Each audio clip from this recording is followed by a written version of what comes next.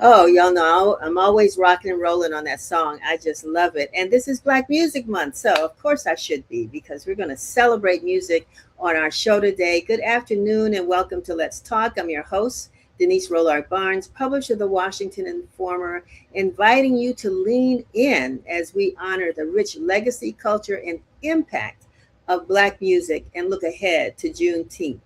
Before we dive in today, a quick reminder to pick up this week's issue of the Washington Informer.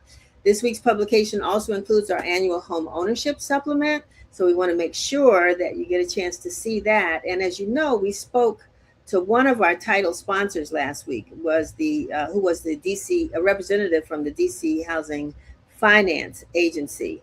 So I want to remind you that you're invited to attend the third annual home ownership fair, which takes place. And thanks for showing the copy of our home ownership issue. So make sure you get it when you pick up a copy of the Informer.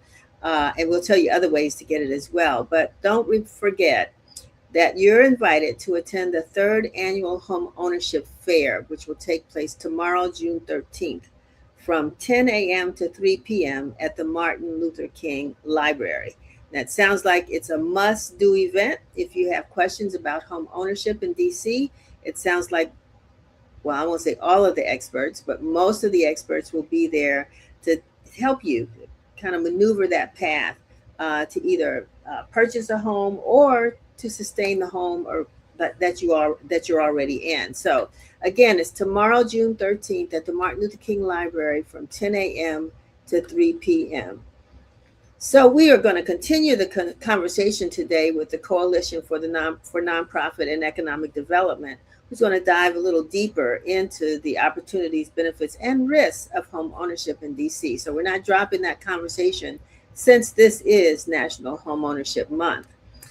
In the meantime, again, I personally invite you to pick up this week's issue of the Washington Informer at a newsstand near you, or you can access the digital edition anytime by visiting WashingtonInformer.com. No spaces, just WashingtonInformer.com. It's down at the bottom of the screen. And if you're not a subscriber, I encourage you to sign up on our website. It's absolutely free, so you don't miss a beat on the local news you can use. We aren't shy about asking for your financial support either. So to help us keep the doors open, feel free to click that donate button and do what you can. We appreciate your support. You know, you can also find us on most social media channels, and we invite you to subscribe to our YouTube channel at Washington Informer TV, no spaces, Washington Informer TV, for great content. So if you go over to YouTube, you see the show, go ahead and subscribe so that you won't have to search for our weekly broadcast.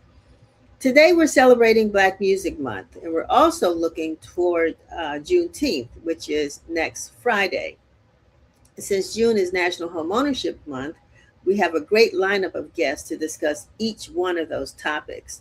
We're hoping to have with us Garry Dennis, music director of the legendary Sounds of Blackness, who's going to share some of, y'all know Sounds of Blackness, and they have just been around forever, and beautiful, beautiful music that we all have kind of used as theme songs for the things that we've done throughout our lives. But even more so, if music soothed your spirit, then you'll want to know how one of DC's top attorneys has transitioned on Wednesday nights to the host of WPFW's longest running show, Love Themed Music Program. Then I invite you to stay with us so you can find out who this person, Attorney Donald Temple, is, and how he transitioned from, the rigors of the law to the smoothing music of lithology. Looking forward to talking to Donald. And we're also looking forward to our conversation with Russell Taylor, who is the founder and executive director of the SoulLife Foundation, who will preview the Juneteenth festivities hosted by his organization and observances of the 50th anniversary of Stevie Wonder's Songs of in the Key of Life, with a special Soulversations? That's interesting. Special Soulversations celebration. Looking forward to talking to him a little bit more about that. And again, as I said earlier, last but not least, we're going to wrap up the show with our continuing conversation about home ownership with Maya Brennan, Chief Housing Officer at the Coalition for Nonprofit Housing and Economic Development. That's a whole lot we're going to do within the next hour, so stick with us. But we're going to first go to my friend, um, the lawyer turned host at night on Wednesdays, Loveology host at night on Wednesdays. Trying to get that right, Donald. And then back into the courtroom on Thursday morning. Donald Temple. Hello, Denise. Hey, Thank you. Donald, how are you? Well, thank you. Now, I don't know if I got that all right, but I tried my best. But WPFW Loveology, how long have you been doing this show? It's 8 years now, just eight Oh, years in May. yeah, yeah. And what inspired you? I don't know if people have heard it. I love Wednesday nights. I mean, that's what they call hump day. You know, you've been working hard Monday and Tuesday, you know, trying to get through the week. And this is a great, I don't know, moment in time. What, 3 hours? 2 hours, 8 to 10, 2 hours. Wednesday Yeah, nights. right. Well, So where did Leftology come from? it came from the heart. you know, um, I have been close to music all of my life, growing up in one of the music centers in the United States, Philadelphia. And so coming up in Philly, of course, being exposed to uh, Gamble and Huff at an early age, as well as the Motown sound, and just having an ear for music, which graduated when I went to Howard to um, jazz with people like Freddie Hubbard, Herbie Hancock, coupled with the backdrop of Gil Scott Heron and um, the Dr. Donald Byrd and Roberta Flack.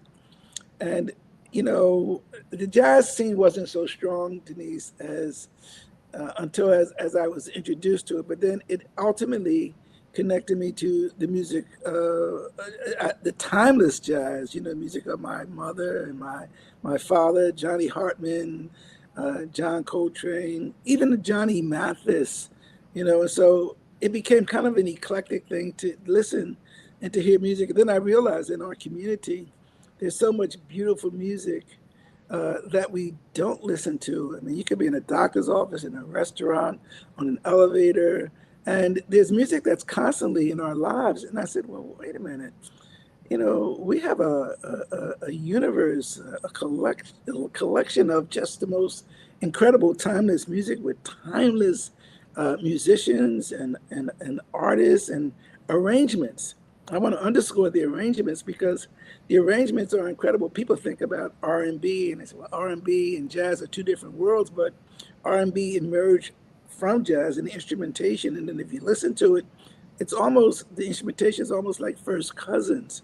You can listen to the horns, you can listen to the guitars, the bass, the drums, but the music is a special thing. So I'd been in the music scene listening, and I started years ago. I would make CDs and people would ask for my CDs or make me music, make me Oh, I music. think I remember that, Donald.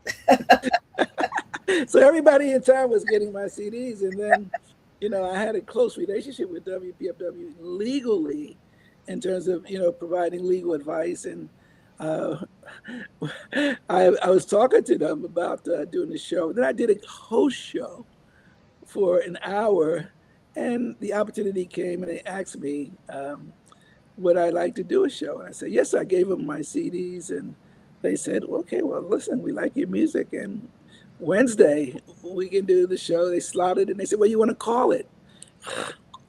I couldn't call you to get a name, but I thought that Loveology was a good word because it was going to be more than the radio program. I mean, the law and music are related in some respects, but because the message, the mission, our people, not only do they need the protection of the law, but they need the inspiration of music, which is a sacred space. And so Loveology is kind of a cultural gathering place. It's a musical sanctuary.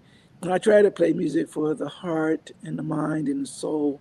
And we weave together jazz, soul, spiritual reflections, and community consciousness, consistent with the theme of jazz and justice. And One of so the our things music, I'm I was going to, sorry. I'm sorry, I was just going to say one of the things when you talk about timeless music, but you connect the music to the time. You know what I'm Yeah, saying? So if it could be, of course, Valentine's Day, but there are other historic moments in our history and culture where you will put songs together, um, that folks may not have even thought were related to that period. So it's timeless, but timely as well. yes, it is. It's true. We did a tribute to Billie Holiday and Paul Robeson, for example. I Right. mean, we've done different tributes and different themes, but the music is, easy on the ear. We have so much noise outside of our windows, and so it's a special place where you can go. And sometimes it may be, I call R&B Baz because of its relationship to jazz. And so we may play Baz or jazz, and our people, our listeners, like, it's nothing like. And I'm as a lawyer, it may sound strange, but as someone who's bringing music through the airwaves, there's nothing like an acoustic treasure, a song that touches someone. And music is a vibration, and so it can connect to a vibration within your spirit. I have had so many people over the 8 years. I've done probably 50 shows a year, and so I've had so many people call and talk about a song, or about a song that their mother loved, or a song that one caller said, "Man, I'm just sitting here listening to your music, and my wife and I are just looking at each other." Mhm. Another caller said, "I'm driving. I had to stop my car. you know, I had to stop." And people like different artists, and we do play a lot of music that's a little, not always the side A side, and not even the side B side. So there are side C's and D sides, and artists that So bring music that's you're going old, incredible.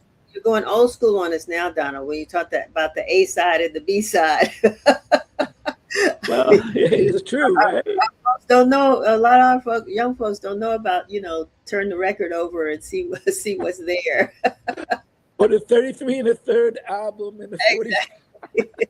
45. But one of the other things that I treasure is sort of just and wonder how do you put all of this music together? I mean, you find things that I mean that go back, that folks know the artist, but they never know the artist sang that song, or they Yeah, didn't know that. I mean, you just it's almost like going to the Library of Congress, to the music division, and there you are, my exposed. God, Denise, I appreciate that you even pick that fact up, because um, that's exactly the point, because who would know that Chuck Brown is singing "The Shadow of Your Smile"? Yeah. Who would know that Marvin Gaye is doing "For Once in a Lifetime"? Or, I mean, these classic songs, and we tend to think that the R&B artists are trained in music. So you'll find some music that's incredible. Or who would know that Ella Fitzgerald is doing "Ooh Baby Baby"? You know what I mean? But I think that's a beautiful thing about music. And I mean, with Loveology, I always say that Loveology is an acoustic treasure for your listening pleasure. And so if you're going to listen, and the flip side of that is that we have a spiritual foundation, Yeah. because we want people, the music, to get into the soul, the heart, the mind, almost integratively, so that you feel a song. We start off with a particular song, and then we go into a spiritual moment of reflection, because our lives are so fast paced. Pop, pop, pop, pop. Whether it's the law, whether it's politics, whether it's journalism, our lives are fast paced. So we get a chance intentionally to slow down and to reflect. And that reflection is good for us, for our spirit, and it's in the music. Right. Some people say they listen to Love Theology and they're calm. They said within 30 minutes they're out. And I say that's good. That's Yeah. good. Yeah. If your blood pressure is going down or whatever, and young people, I got young listeners who are listening, and it's changing the way that they communicate in their relationships, which is interesting, you know. Yeah. You have now, WPFW is listener supported. Most of you all are volunteers. I'm assuming that you are in that list of volunteers. You've been volunteering to do this show every Wednesday night, mostly every Wednesday night for 8 years. But how do our listeners actually supporting leftology? You know, it's a great question, Denise, because WPFW is in its 50th year. And Right. I don't know miraculously how any institution can have 24/7 music and programming with volunteers, but WPFW does that, and it does it well with a comprehensive arsenal of information that empowers our community. Tragically, and I think it is tragically because I juxtapose that with what we saw happen to WDCU. And you remember, of course, Ernest Right. White and how Yeah. robust that show was and the programming Amazing. was. That was one of the And biggest mistakes I think University of District of Columbia could have made, and that was to let that show go. yeah, But let go that ahead. station go. I mean, so it was on the air and everybody listened to Ernest at 12 every day, all Yeah. the guests, etc. And then all of a sudden, it was gone. Right. I think that we have to treasure in this market and throughout the country stations like WPFW, which gives so much. I mean, and yet its listenership only contributes at the rate of about 8% of its listeners contribute to WPFW. And I think that's a sad story. It's a good story because we're still there, but it could be a much better story if people, they don't have to give a lot, but give Only eight, $20, give eight. something. You Eight said only percent, 8% of 8%. the listeners. Wow. Wow. 8, 9% max. It's a very low number. And I Yeah. see people and they say, man, I love your show. I love your show. And you don't want to be in a situation in our community uh, where people have to really beg to keep the lights on. And we know with other public radio and public television right now, it's a crisis. You know, there are people that don't want us on there. There are many people that don't want WPFW on the air because WPFW is candid and honest. Even on Loveology, we're talking about empowering our community. We're Right. talking about issues and bringing guests on from time to time. We're talking about how we think, what's happening with our health, what's happening with our children, you know, and the ranges of issues that affect our community. So it's important to support it. But we are also talking global issues. And even with Loveology, we Yeah. play music from Cuba, playing unbelievable music from Cuba, Yeah. unbelievable music from South Africa, unbelievable music from Brazil, even Kenya and other places, because we want to connect to the diaspora, because our heart and soul is not merely as Americans of African descent, but there's a global diaspora with a rich culture. And we connect to them, and it's a beautiful thing. And the most incredible music, Denise, as much law, and I've been practicing law for 48 years. But Whoa. as much as I can be involved in all the insanity of some Mm. of the civil litigation that we're in against in all kind of situations, there's nothing like beautiful music and then bringing it and sharing it with an audience. It's a phenomenal experience.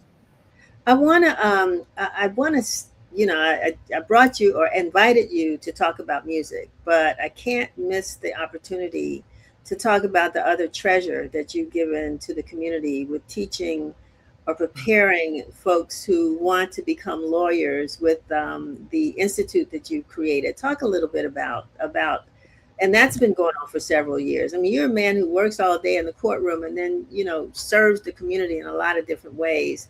But talk about, is it the Thurgood It's Marshall? all good. It's Charles Hamilton Houston Charles Hamilton Houston, right? Law School Preparation Program. Right, right. How's it going? And tell It's us a going little bit. well. In fact, I'm teaching this week in the evenings. Our program is a summer program. It's 7 weeks, and it's an introduction. We prepare students who are going to law school. As you know, I'm from Philadelphia and I'm a first generation lawyer. But when I went to law school, I realized that we have to do better to prepare our students. So when I finished law school, uh, and I was in graduate law school here at Georgetown, I began to do a tutorial for Howard students who were going to law school, but in 1980 we formalized it. So since 1980, Dean Bellamy over at Georgetown has been partnering with me to do the Charles Hamilton Houston prep program. It's an incredible program. This is my fifth, today is will be my fourth night. The classes are 6:30 to 9:30, but let me tell you what it's done. Since 1980, we've graduated over 600 students from CHH, as we call it, named, of course, affectionately after the late Charles Hamilton Houston, an attorney here, DC based, who was former dean at Howard's Law School, mentor to many lawyers, but a lawyer who championed the civil rights litigation leading up to Brown. And so our program is named after him because he understood the role of law to our empowerment struggle, particularly in areas of education. So our program is 7 weeks. We've graduated over 600 students who've gone to over 60 law schools: Howard, Harvard, Stanford, Virginia, Georgetown, American, Texas Southern, and the like. It's an incredible experience. The 7-week program includes introduction to the study of law, torts, civil procedure, contracts, legal research. The students take 3 exams. They argue and write. They write and argue an appellate brief. And the winners of our appellate brief competition argue in the DC Court of Appeals before a panel of judges before Wow. they go to law school. So we do a lot to prepare them. The beautiful thing about it is that we don't make money doing it. It's not the objective. We have over 8 professors now, and the students get 100 class hours. And trust me, it does an incredible amount. It is an incredible contribution that we give to the students, and they're much better prepared when they go to law school, which means they're going to have a much more successful legal education career, and it's going to also inform their professional career. And one of the things I like to say as we complete this first week, the first reported case, and you're a lawyer, so you understand, is the reported Scott v. Sanford, Dred Scott v. Sanford case from 1857, United States Supreme Court. And I like to tell people it's Dred and Harriet Scott. Oh, And it's an interesting case. It's a seminal case, but our students get that foundationally. A lot of people think it's because of the racial dynamics, but it's also a great teaching case because it yeah. involves state courts, it involves federal courts, it involves the movement between in these courts, the flow in these courts, the appellate consideration and the reversals, and then what we know culminated in Justice Taney's horrific, horrible 1857 Supreme Court case where he not only said that the no rights that the Constitution was bound to respect, but that that people of African descent were enslaved for their own benefit. Dom, I hate to cut you off, but and that's a great segue to a Juneteenth conversation. But the work that you're putting in is still a connection to the love that you give to the community, and that loveology theme that you do on Wednesday nights, and that you're doing every night with the students that you're working with. So I just wanted to have this opportunity to talk to you about, you know, the balancing act that you're doing with music and soothing the mind, and also preparing people for their legal careers. I wish I had it when I was on my way to law I school. appreciate it. Well, we are completing now our 47th consecutive summer law program.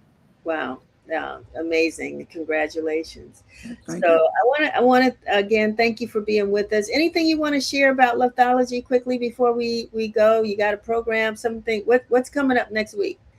Anything Just, special? just the most relaxing, easiest music on the heart and soul. Wednesday nights, 8 to 10. Tune in, please support WPFW. And there are 100 plus different programs, lots of information, lots of really incredible people, and lots of beautiful music. And it's really part and parcel is part of this persona of the District of Columbia that very few people really capture. But thank you, Denise, and thank you for your support. And you Oh, remember the programs that we've done together with yeah. WPFW. Thank you so much.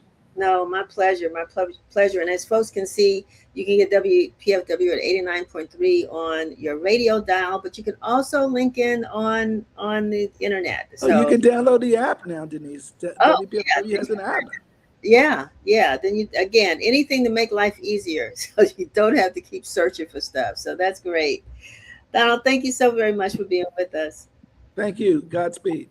All right, same to you. Bye. Bye bye. And so we're going to continue with our music theme before we go to the topic of home ownership. And I understand that our guest with our home ownership guest actually has a connection between jazz and home ownership. So we're going to keep this music thing rolling. But it's my pleasure now to welcome Russell Tolliver, who is the founder and executive director of SoulLife Foundation. Hi there, it's Russell Taylor. Miss Taylor, Denise, how are you? What did I say? What did I say, Russell? Oh, it doesn't even matter. It's Okay, Taylor. all right. You know, reading is fundamental. So that's It's all good. I'm happy to be here, spend some time with you. And your last guest, Donald, he was, man, what a force. What a force. Yeah, Force. amazing. I mean, and that art behind you is fantastic. I really love that. Thank you. Thank you very much. All Black artists. Yeah, thank you. Well, you know, we when we do our thing, we do our thing. So, and it's all about supporting, right? It's all about the support of the artist. And so, I am so glad that you're here to talk about Soulversations, program that's going to take place at Union Market in celebration of Juneteenth. Give us the story. What's going to happen? Yes, so Soulversations was born during COVID in 2020. Kimberly Douglas, Howard alum, she was at the Arc. She gave us our first break, our first green light. We were able to record 2 seasons, and it's essentially, I am a performing, touring artist, singer first. Okay. And during COVID, all of us wanted to work, and it wasn't just about money. It was that we were missing the stage and we were missing performing. So I threw together a treatment, and then we had a talk series where we also performed with the full band on stage, and we recorded and uploaded to YouTube. And the difference with this particular show is that I'm an artist and I'm speaking to artists, some of them my friends, and we talk about things that we don't really get to talk about because we show up and we perform. So that's how Soulversations was born. And then we took a little twist and turn through public radio here in Washington, D.C. And now we've landed on Sirius XM. So Soulversations is on Sirius XM, the Silk Channel now. And we started with the Juneteenth celebration 3 years ago. And we are now on our 2nd year at Union Market. We're on the plaza. And it's just an intergenerational community celebration, radical Black joy. It is based on African-American experience and culture, but all are welcome. Everybody's welcome from young to old, and it's a party. We got performers. We have Deborah Bond. We have the go-go and rock group called Hue. We have the celebration of the 50th anniversary of Stevie Wonder Songs in the Key of Life, which is revolutionary. It's one of the greatest, I would say it's canon for Black music. It's one of the greatest records, in my opinion, created. So that's Soulversations. Yeah, you know, 99. That's the part you need to say that one more time. Free 99, Denise. Free 99. So this is going to take place. Is it next Saturday? Next Friday. Friday. Okay. Next Friday. Yeah, right. Union Market on Dock 5. So it's the plaza behind the actual warehouse where the food stalls are. Okay. We have to remember and do our job because this is a national holiday. So yes, indeed. We gotta. I mean, there are forces out there that want to change that, but we can't let that happen. This is why it's so important right now. We need to celebrate radical. We need to not only celebrate but expression for the world to see radical Black joy, because it's important that we fight, but it's also important that we reprieve and feed our spirits, collectively. It's very important. And with that, Russell, I mean, you've had, I'm sure, great participation in the past, but what is it that you find that people like most about one Soulversations, but also, you know, the event at Union Market? Um, I think it's the humanity. One of my life mandates in my arts practice is that I just drive straight to the humanity of things. It's a blessing and a curse that I can tap in. And all of the events that I am part architect of is important that there is a collective emotional experience in some way, that there's interconnectedness. So when you come to events that Soulversations produces, which is the brand, people always walk away changed. That is, again, part of my mandate as an arts practitioner. When I'm performing, well, I mean, I've performed throughout Asia, throughout the United States, the Caribbean, throughout, excuse me, Eastern Europe and abroad. My mandate, even when there are language barriers, is that my job is, when I go in, I'm supposed to change something about your outlook or experience, so when you leave, you feel or are different. And I think that is the challenge, and that's why people show up, Yeah. because they know what they're getting. You know, I don't think anything does that better than music. Oh man. Even medicine can't, I think, bring repair to the body more than music can. I mean, it'll help, you know, for the moment, but music is something different there. And I'm not a musician. I just like to listen, you know, and hear. That's why I love Donald's show and love what you're doing. And so, I mean, talk about that a little bit. How have you found music to be sort of healing for people? I think, well, because we are in the midst of Black Music Month, which is Yeah. amazing, and also something worth celebrating, I would like to speak specifically to Black music. I think, much like Black culture, and when I say Black, I mean African American, people that are descendants of the clay of formerly enslaved of the South and around the U.S. We there is we inform global culture, and our music is part of that. And I think our music holds so much richness. It is all the things that I spoke about that will be present at the Juneteenth festival: joy, you know, struggle, tension, resilience, love, sex, all of the things. And I think that when it comes to, because of Black culture, Black music, I think that's what makes it so special about our music. We inform. James Baldwin said at one point in his illustrious career, and I'm paraphrasing here, is that the artist's responsibility is to give language and to life that people that are not arts practitioners don't have the language for. So I kind of jumbled that up a little bit, but the point is, we have a job to make people feel, access emotions, all the span of emotions that they can't normally access in their day to day. That is what makes music special, but particularly because of the Black experience, that's what makes Black music special. And I celebrate that every day of my life. Yeah. And so, I mean, I don't know what the connection is, but I also want you to talk to us about the Master Teachers Oh, yes. Your Soul exhibit. Yes. So Yeah. I also have a connection to Donald in this regard, because I'm actually born and raised in Philadelphia. Oh, okay. And with the master teachers at Manifest, which is also a Black owned facility in the Union Market District, we have presented for the first time in Washington, D.C., a photo exhibition of Ron St. Clair. In 1979 was the first Black Music Month celebration at Jimmy Carter's White House. And Deanna Williams was one of the co-authors, who was married at the time to Gamble. And she's a WHUR alum as well. Exactly. So Ron St. Clair was the only photographer allowed on the grounds of the White House during that first celebration. And he's never shown these photos in Washington, D.C., even though they've happened here. And he's from Washington, D.C. So we put him up for the whole month of June. It's a free exhibition, and that was in partnership with Humanities DC, the Black Music Collective, which is a Grammy community, Black Genius Foundation, Samoa Eccleston, and of course SoulLife Foundation, which is my foundation, which I am the executive director. So that's up for the whole month of June. And in our opening reception, we had a talk back where we had Deanna Williams and we had Ron St. Clair, who's 87 years old and just as spicy and spunky as you want to be. And it was excellent. We had a great time. That's wonderful. There's a lot going on next Friday there. Oh yeah, man. Yeah, yeah.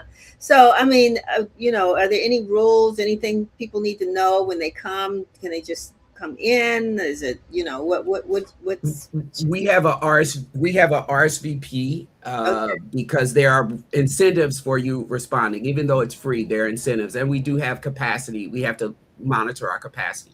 So right, there is a link. You can find us at sign soul_versations on Instagram, also on Facebook, also on YouTube. And you'll be able to access any of the information about the festival. The rule that we have is no hate. And we have a whole list of all of the things that you are not allowed to hate. If you come there with an attitude, you may as well stay home, because we only get doing Black Radical Joy on Friday the 19th. wow. Russell, before I let you go, tell me a little bit about or share a little bit about your music career briefly. I know you said you traveled around the world Oh and yeah, Philadelphia, but tell folks a little bit more about you. sure. So I am a soul singer. I am an independent artist by choice. I'm working on my 7th and 8th project release concurrently. Just got the masters of my next project. It's called the Vulnerability Project. It is an exploration of Black male vulnerability and emotionality. But I'll come back and talk to you about that another time. Okay. But that is my latest project. Is going to be coming really soon. I am VH1, you ought to know, artist alum. I've been Grammy considered. I'm a Grammy governor for the Grammys Recording Academy. I'm an advocate for music and particularly, independent artist rights. Let's see what else. I've traveled all over. I've played Moscow. It's no better experience than playing in a city for the first time and having an audience that doesn't even speak your language sing your words back to you. Yeah. It Yeah. is. There's no better feeling. So you say you're from Philly, but where are you now? Oh, I live in Washington, D.C. I That's was born and raised in Philadelphia, but I live in D.C. Ward 5. Yeah. Okay. All right. Good. So Mhm. we can reach out to you anytime, almost. Oh, anytime, anytime. Wonderful. Well, I appreciate you being with us and sharing this, and we're going to help to continue to promote it through Please, our thank you. channels. And And thank you so much for having me, Denise. I appreciate it. oh no, it's my pleasure. It's my pleasure. So uh, get some rest. Yeah, exactly. All righty. Thanks All right. a lot, Russell. Take care. So, this has been good. This has been good. As soon as I get off the show, I'm going to start. I'm going to go to all the different stations and see how I can find our guests. I have to wait until next Wednesday, I guess, to hear Leftology from Donald, but maybe there is a way I can hear it without waiting. Anyhow, having said that, we're going to transition to home ownership. But Maya Brennan, who's the Chief Housing Officer of the Coalition for Nonprofit Housing and Economic Development, I want to welcome her to the program. Um, uh, Maya, how are you? Hi, Denise. I'm doing great, and it is such a pleasure and an honor to be here with you. Likewise, I saw your note and I said, okay, since we're going to make this an easy transition because I Yeah. want to know how you connect DC, how you connect jazz to home ownership. Yes. So I live in Ward 5 also. I'm in Michigan Park, and just around the corner from us, 2 doors down, Andrew Nathaniel White III, one of the great multi-instrumentalist jazz artists and a longstanding self-published and just prolific artist, Coltrane, like he's just I can't stop saying how many good things there are about him. I'm going to trip over my tongue about it. But he bought his house by, in part, being a guy who was like, I'm not going to run for a label. I'm going to do my own stuff. I'm going to make sure that the money from my music comes back to myself. And then that house also became the place where he ran his whole business out of. And so he was just an absolute fantastic member of that Michigan Park community and the international jazz community. Yeah. And the idea that being a musician who was so committed to to doing his stuff and being the best self-promoter possible, and the only one who was going to make a dime off of his own work, or the one who was going to make the most dimes off of his own work, got him that home, and then the home helped fuel the work itself. Oh, yeah, that I appreciate you for connecting those dots, because people don't always, Russell says he lives in Ward 5, but, and Donald lives in DC as well. But knowing that, there's the benefits of the music that you perform and you give to others can also benefit you. Yep. And home ownership, I believe, and that's what I want to talk to you about, that this is not only an asset, but it's something that, helps to fuel the work that we do. So let me stop trying to pontificate on stuff I don't really know what I'm talking about, and let you tell us a little bit about, what you do. Well, first tell us about the coalition. Yeah. So what you do there. The coalition is a nonprofit organization that's been around in DC for more than 25 years at this point. We are dedicated to all manner of housing and economic development and workforce development. And so from the housing side of our work, well, actually from all sides of our work, we are just a whole group of people who are dedicated to driving a love of DC and a love of DC's communities through everything. So our CEO and president, Steve Gaudet, is another Ward 5 native. We are just all of us big boosters of DC, and feel like if everybody in DC can thrive, then DC can thrive. But we only get there through all of us. Yeah. And so, I'm not sure.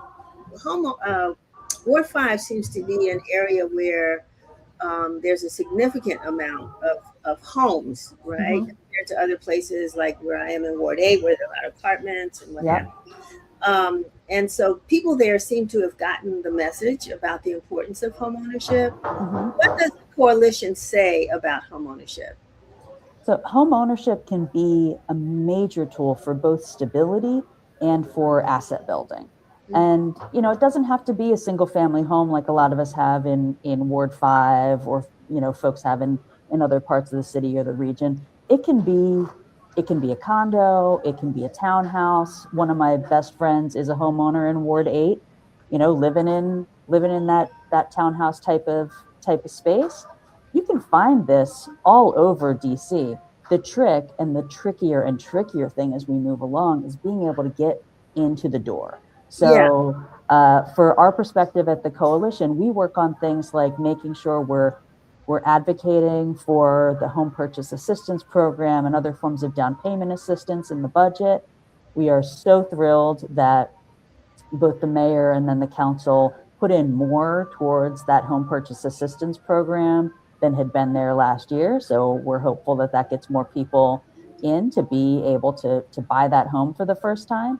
But we're also doing a lot of work on what do you do afterwards, right? A lot of folks, this happened to me, this happened to, anybody that you can name who doesn't have, a whole list of family wealth behind them. You buy that home, and then the first major repair happens. First major system goes down. The roof starts leaking, the water goes down, whatever it is. You don't have assets in that home yet to take out home equity, and you put all your money into getting into the home in the first place. And so we're trying to also identify what are the tools and the awareness, and what do we need to do maybe better to make sure that we're helping people be able to get those repairs and fund those repairs and be alert to them. Yeah, one of the stories that I've been reading a lot of history lately, Maya, and I understand, that for particularly African Americans, but I figure for women, for other groups, the challenge to that first home purchase was really great. There were a lot of barriers that were in place. Mm-hmm. But there was such a movement then to own a piece of land, to own a home. Is the passion still as strong today as it was then, or are people just saying, it doesn't matter whether I own or rent? Yeah, I mean, a lot of people started feeling more skeptical after the foreclosure crisis of the early 2000s. There were folks who worked hard to get into that home, and then found themselves having lost it all and wondering if it was worth it. I think we're at a point right now where there are many people who are striving and thinking, I really want to own a home. I want that stability for myself, for my kids, for transferring generational wealth. And there are a lot of folks who are like, I don't know. Can I manage to get in the door to that home? Yeah. And what we would encourage, the same sort of thing that I would encourage about any major life choice, is like, look into it, figure out what's there. Don't necessarily buy the hype of somebody who's been through the best version of the experience or the worst version of the experience. Go have some homeownership counseling or talk to a lot of folks, try to figure this out. If your job is going to move you around all over the place and you're not comfortable becoming the landlord of that home, if you need to move away for a little bit and have it become a rental, if you're not going to sell it, then maybe renting is a better solution for you. But if you're feeling like, no, I could do that, I want the stability, I want to know what my bills are going to look like in the future, but I'm comfortable with the fact that I may have to save a lot or borrow a lot for that roof, because that's the sort of thing that a homeowner gets stuck with, even though the monthly bills through the mortgage often become much more predictable. In addition, because we're sometimes the Washington Informer, we publish the what do you call it, the tax listing, right? Or get behind on their taxes, and the homes are sold. And that used to be considered, there was a lot of conversation once upon a time about that was one of the biggest ways in which people were losing their home because not paying the taxes. Where does that fall now? Do you all look at that at all? So we haven't looked at that a whole lot. We often refer to our partners in the community-based organization space and folks that do homeowner legal support around that. The taxes and utilities can both be serious costs for a homeowner. If you are seeing your utility bills go up and you think it's not just because the rates are high, but you're an owner and you're like, maybe I have a leak or something like that, there are organizations, there are the Rebuilding Togethers and the Yahads and the Marshall Heights Community Development Organization. There's all kinds of groups around that you might be able to say, hey, what do you know about how I figure out about repairs? Yeah. On the tax side of the situation, that is something that is a probably much bigger can of worms, but the same places would probably be able to help direct. And in fact, when people contact us, you can go to thecoalitiondc.org and find out how to contact any of us. We will also help kind of go down those lines to figure out who should you contact. Yeah. Before I let you go, we still have a few more minutes though, but you all have a home purchase assistance program that you administer there, right? Well, we do not have that. We have a working group focused on that home purchase assistance program, trying to make sure that we are understanding what's going on with DC's home purchase assistance program.